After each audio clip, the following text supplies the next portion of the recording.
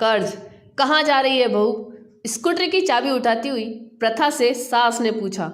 Mummy की तरफ जा रही थी अम्मा जी, अभी परसों ही तो गई थी। हाँ, पर आज पापा की तबीयत ठीक नहीं है, उन्हें डॉक्टर को दिखाने ले जाना है। ये तो रोज का हो गया है, एक फोन आया और ये चल दी। बहाना चाहिए पीहर जाने का, सास ने जाते जाते प्रथा को सुनाते हुए कहा। हम तो पछता गए भाई, बिना भाई की बहन से शादी करके।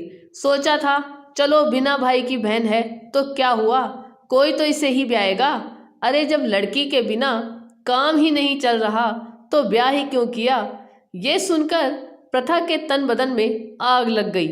दरवाजे से ही लौट आई और बोली, ये सब तो आप लोगों को पहले से ही पता था ना अम्मा जी कि मेरे भाई नहीं है। और माफ़ करना, इसमें एहसान की क्या बात हुई। आपको भी तो पढ़ी लिखी कमाऊ बहू मिली है। लो अब तो ये अपनी नौकरी और पैसों की भी धौंस दिखाने लगी। अजी सुनते हैं देवू के पिताजी। सास बहू की खटपट सुनकर बाहर से आते हुए ससुर जी को देखकर सास बोली, पिताजी मेरा ये मतलब नहीं था। अम्मा जी ने बात ही ऐसी की कि मेरे भी मुंह से निकल गया। प्रथा ने स्पष्ट किया। ससुर जी ने कुछ नहीं कहा और अखबार पढ़ने लगे। लो कुछ नहीं कहा, लड़के को पैदा करो, रात रात भर जागो, टट्टी पेशाब साफ करो, पोतड़े धो, पढ़ाओ लिखाओ, शादी करो और बहुओं से ये सब सुनो। कोई लिहाज ही नहीं रहा छोटे बड़े का। सास ने आखिरी अस्त्र फेंका और पल्लू से आंखें पोंछने लगी। बात बढ़ती देख देवाशीष बाहर आ गया। ये सब क्या हो रहा है अम्मा? अपनी चहेती से ही पूछ ले। तुम अंदर चलो, लगभग खींचते हुए वह प्रथा को कमरे में ले गया।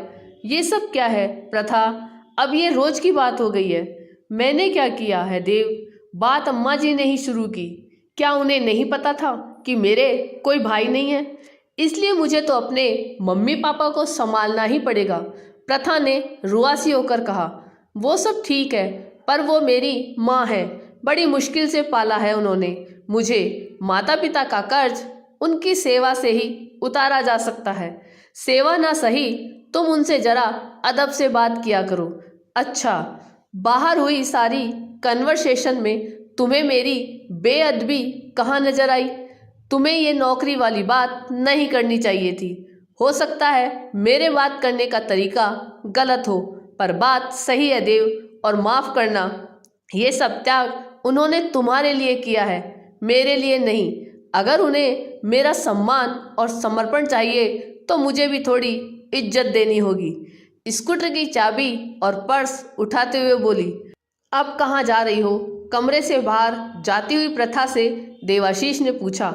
जिन्होंने मेरे पोतड़े धोए हैं उनका कर्ज उतारने, प्रथा ने व्यंग मिश्रित गर्व से ऊंची आवाज में कहा और स्कूटर स्टार्ट कर चल दी।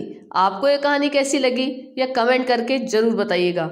चैनल पे नए हो तो सब्सक्राइब जरूर कीजिएगा और वीडियो को लाइक और शेयर कीजिएगा। धन्यवाद।